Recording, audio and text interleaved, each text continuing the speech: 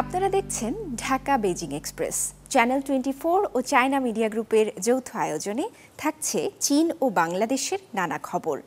এই বিশ্বে দুর্দান্ত গতিতে এগিয়ে চলা দেশ চীন। প্রযুক্তি ও সংস্কৃতিতে ক্রমাগত বিশ্ব দরবারে ছাপ ফেলছে দেশটি, দেখছে অভিন্ন এক ভবিষ্যতের স্বপ্ন। বাংলাদেশের সাথে চীনের বন্ধুত্বের পথ চলা 5 দশকের, দুই দেশের দ্বিপাক্ষিক সম্পর্কের নানা খাতে এগিয়ে চলার গল্প বলবো আমরা, তুলে ধরব সংস্কৃতির নানা দিক। দর্শক, স্বাগত জানাচ্ছি আমি রওজায়ে জাবিদ ঐশী। চীনে একসময় পেশাদার এবং সুপ্রশিক্ষিতদের জন্য অভিজাত খেলা হিসেবে বিবেচিত ছিল স্কিইং। এখন জনসাধারণের কাছে নতুনভাবে গ্রহণযোগ্যতা পেয়েছে এটি। প্রেসিডেন্ট শি জিনপিংয়ের শীতকালীন ক্রীড়া উদ্যোগ চীনা স্কিয়ারদের নতুন প্রজন্মকে অনুপ্রাণিত করছে।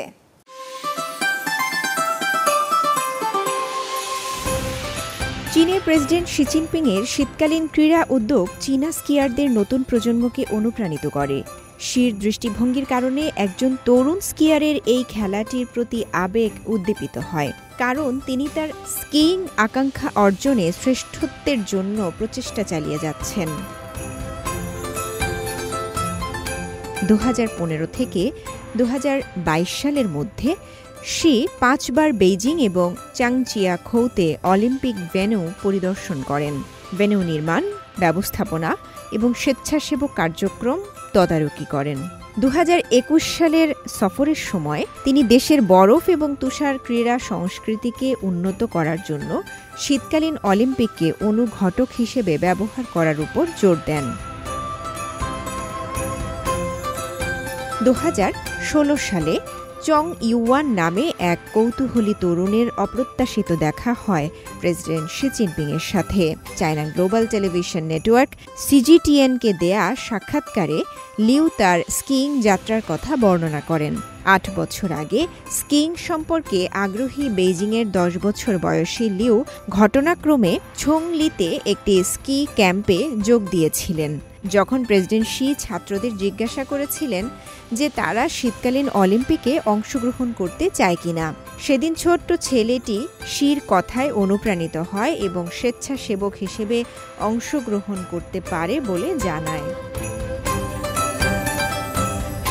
সাধারণত যারা স্কিইং পছন্দ করে তাদের সবার কার্যকরভাবে খেলাধুলা শেখানোর ক্ষমতা থাকে না, কারণ খেলার প্রতি আবেগের বাইরেও এক অনন্য দক্ষতা এবং জ্ঞানের প্রয়োজন হয়।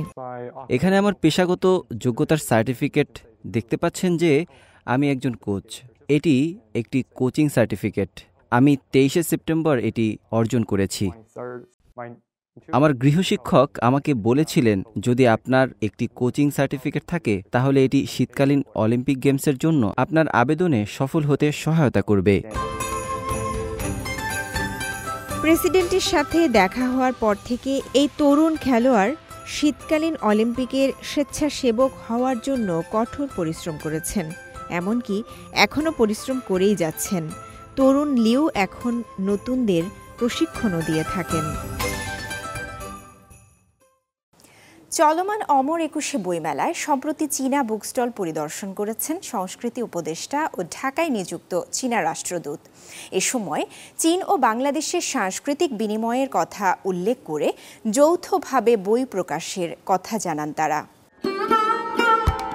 বাংলাদেশে চলছে মাসব্যাপী অমর 21 বইমেলা 2025। বইমেলায় এসে আমার অনেক ভালো লাগছে। এখানে দেখলাম যে অনেক রকমের বই। আমার এখানে এই জায়গাটায় এসে বেশি ভালো লাগছে কারণ এখানে দেখি যে অনেক রকমের জিনিস চাইনিজ কালচার নিয়ে, তারপর পপ আপ বুকগুলো অনেক বেশি ইন্টারেস্টিং।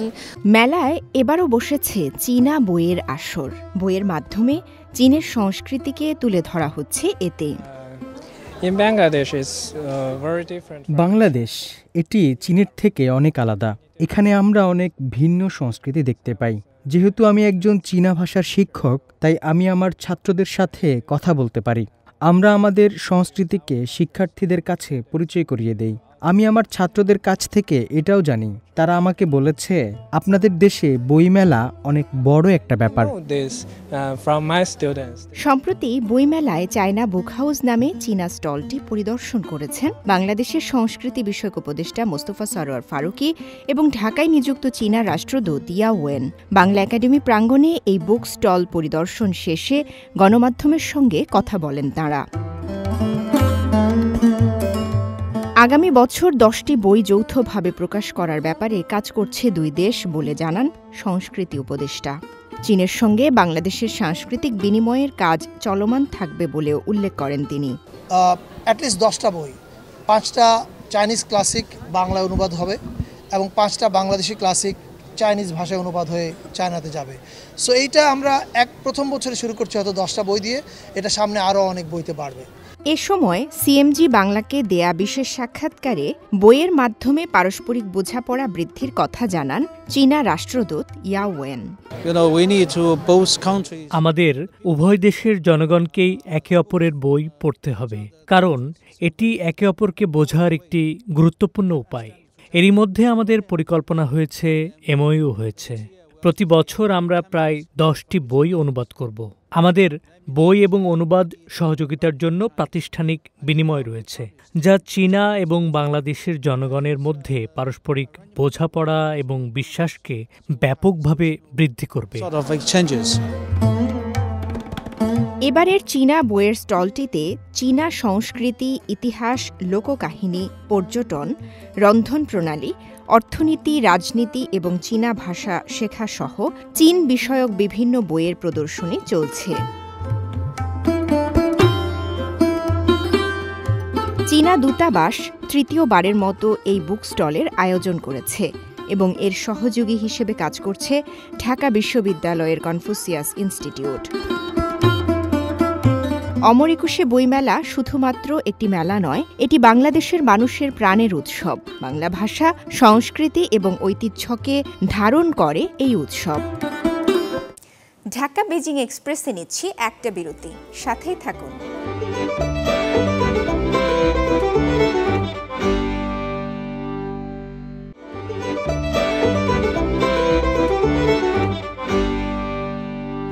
বিরতির পর আবারও ফিরলাম ঢাকা বেজিং এক্সপ্রেসে।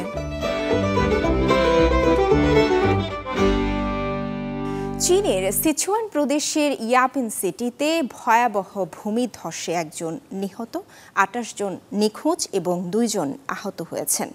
ঘটনার পর সেনা এবং মিলিশিয়া সদস্যরা অনুসন্ধান ও উদ্ধার অভিযানে অক্লান্ত পরিশ্রম করে চলেছে। স্থানীয় কর্তৃপক্ষ বলছে পাহাড়টিতে আরও ভূমিধসের ঝুঁকি রয়েছে।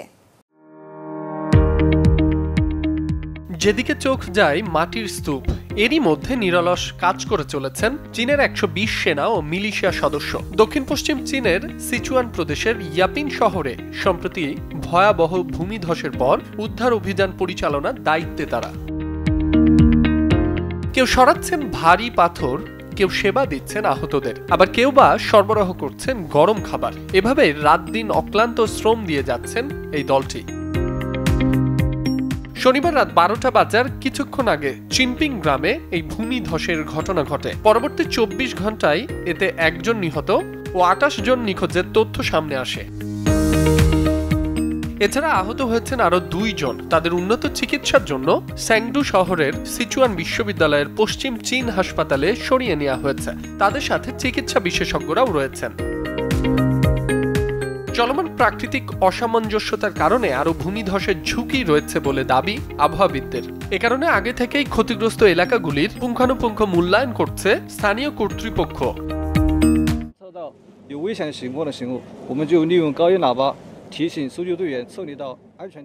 এদিকে মুয়াই টাউনে স্থানীয় মিলিশিয়ারা সরিয়ে নেওয়া বাসিন্দা এবং উদ্ধারকারীদের জন্য গরম খাবার সরবরাহের জন্য 24 ঘন্টা কাজ করছে।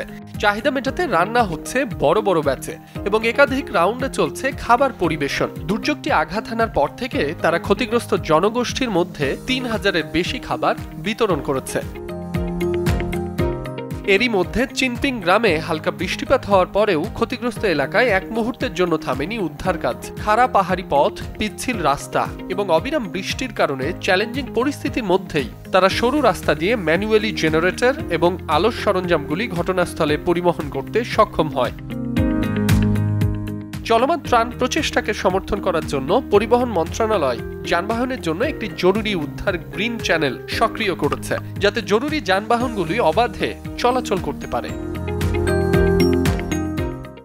চীনে বয়স্ক ব্যক্তিদের জন্য পর্যটন ট্রেন পরিষেবার সম্প্রসারণ ও উন্নত করার লক্ষ্যে একটি কর্মপরিকল্পনা চালু করা হয়েছে, যা বয়স্কদের ভ্রমণকে আরও আরামদায়ক ও উপভোগ্য করে তুলবে, সেই সাথে চীনের অর্থনীতিকেও উদ্দীপিত করবে। বাণিজ্য মন্ত্রণালয় এবং অন্যান্য 8টি সরকারি সংস্থা যৌথভাবে পর্যটন বাজারকে সমৃদ্ধ করার লক্ষ্যে এই উদ্যোগ গ্রহণ করেছে। পরিবারের বয়স্ক সদস্যদের নিয়ে যাতায়াত যেন অনেক কঠিন একটা কাজ। আবার অনেক পৌর ব্যক্তিকেই একা যেতে হয় এক প্রান্ত থেকে অন্য প্রান্তে। এতে বড় ভোগান্তিতে পড়েন তারা। কিন্তু দেশটি যখন চীন, তখন কোনো সমস্যাই ক্ষুদ্র নয়। মঙ্গলবার একটি নতুন কর্মপরিকল্পনা উন্মোচন করেছে দেশটি, যা বয়স্কদের জন্য সহজ একটি ভ্রমণ পরিষেবা পদক্ষেপের কথা বলা হয়েছে। এতে শুধু পৌরদের ভ্রমণ অভিজ্ঞতা উপভোগ্যই হবে না, পাশাপাশি উদ্দীপিত করবে অর্থনীতিকেও। বাণিজ্যিক মন্ত্রণালয়ের সাথে এই পরিকল্পনার অংশ হয়েছে আরও 8টি সরকারি সংস্থা। এই উদ্যোগের লক্ষ্য পর্যটন বাজারকে সমৃদ্ধ করা, পরিষেবা গ্রহণকে উৎসাহিত করা এবং বয়স্কদের জন্য ভ্রমণের বিকল্পগুলোর চাহিদা পূরণ করা। এই কর্মপরিকল্পনার মূল লক্ষ্য হল 2027 সালের মধ্যে একটি দেশব্যাপী বয়স্কদের জন্য পর্যটন ট্রেন পরিষেবা চালু করা, যেখানে বিভিন্ন রুট সমৃদ্ধ থিম সহ নানা সেবার সহজলভ্যতা থাকবে, যার ফলে 2024 সালের তুলনায় এবছর বয়স্কদের জন্য পর্যটন ট্রেনের সংখ্যা এবং যাত্রী পরিবহনের পরিমাণ উল্লেখযোগ্যভাবে বৃদ্ধি পাবে বলে ধারণা করা হচ্ছে। কর্মপরিকল্পনা অনুসারে চীন বয়স্কদের জন্য পর্যটন ট্রেন পরিষেবা ছাড়াও রুটের উন্নয়ন এবং পরিচালনায় বেসরকারি উদ্যোগ সহ সকল ধরনের ব্যবসায়িক প্রতিষ্ঠানের অংশগ্রহণকে উৎসাহিত করবে। সেই সাথে একটি বাজারভিত্তিক স্বাধীন মূল্য নির্ধারণ নীতি চালু করা হবে এবং আন্তর্জাতিক পর্যটন ট্রেন অপারেটর এবং উদ্যোগগুলিকেও এই পরিষেবাগুলির উন্নয়নে যোগদানের জন্য উৎসাহিত করা হবে। পর্যটন ট্রেন পরিষেবাকে আরও বয়স্ক বান্ধব, পরিবেশ বান্ধব এবং আরামদায়ক করে তুলতে চীন তার বৃহৎ পরিসরে সরঞ্জাম আপগ্রেড এবং ভোগ্যপণ্য বাণিজ্যিক কর্মসূচিকে কাজে লাগাবে। পর্যটন ট্রেনের প্রযুক্তিগত রূপান্তর এবং সরঞ্জাম আপডেটের জন্য সহায়তা বাড়ানোর জন্য আর্থিক প্রতিষ্ঠানগুলোকেও নির্দেশিত করা হবে। কর্মপরিকল্পনায় বলা হয়েছে, এই পরিকল্পনাটি যোগ্য স্থানীয় সরকারগুলিকে এই পরিষেবাগুলির জন্য বিশেষ সহায়তা নীতি চালু করতেও উৎসাহিত করে। বয়স্ক জনগোষ্ঠীর বিভিন্ন চাহিদা পূরণের জন্য থিমযুক্ত ভ্রমণ রুট এবং প্রয়োজনীয় পণ্য সরবরাহ করা হবে। এছাড়াও পর্যটন ট্রেনের উন্নয়ন এবং ব্যবস্থাপনার জন্য নির্দিষ্ট নিয়ম চালু করা হবে, কর্মপরিকল্পনায় বলা হয়েছে।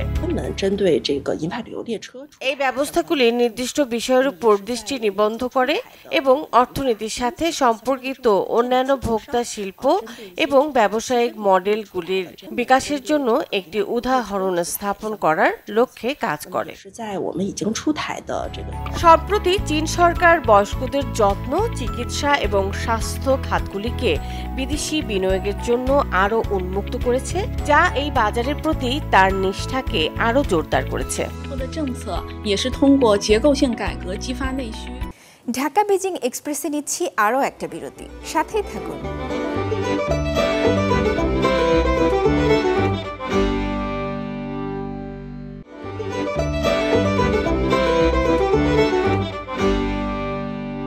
বিরতির পর আবারও ফিরলাম ঢাকা বেজিং এক্সপ্রেসে।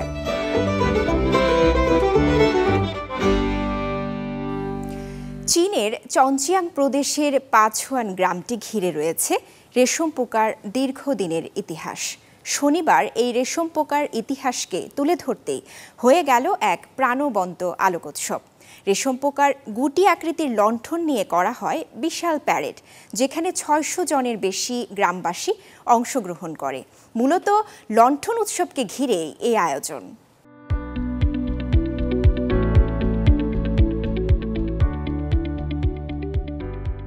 পূর্ব চীনের চনচিয়াং প্রদেশের পাছুয়ান গ্রামটিতে রয়েছে রেশম পোকার দীর্ঘদিনের ইতিহাস, যা নিয়ে গর্বিত গ্রামটির বাসিন্দারা।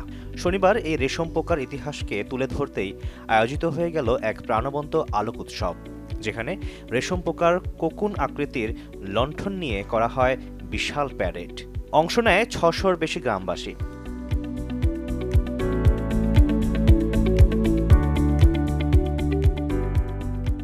লণ্ঠনগুলো একত্রিত হলে একটি ১২০০ মিটার লম্বা ড্রাগন আকৃতি তৈরি হয়।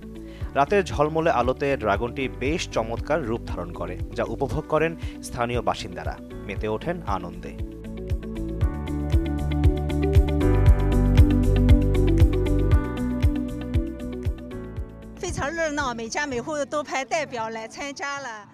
এই অনুষ্ঠানটি বেশ প্রাণবন্ত।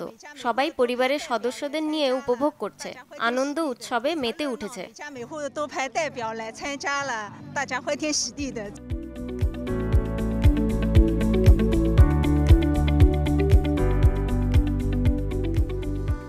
বিশেষ এই অনুষ্ঠানটি কেবল অঞ্চলটির রেশম পোকার চাষের ঐতিহ্যের উদযাপন নয়, বরং একটি সমৃদ্ধ বছর এবং প্রচুর ফসলের আশার প্রতীকও। এই উৎসব পারিবারিক পুনর্মিলনেরও প্রতীক।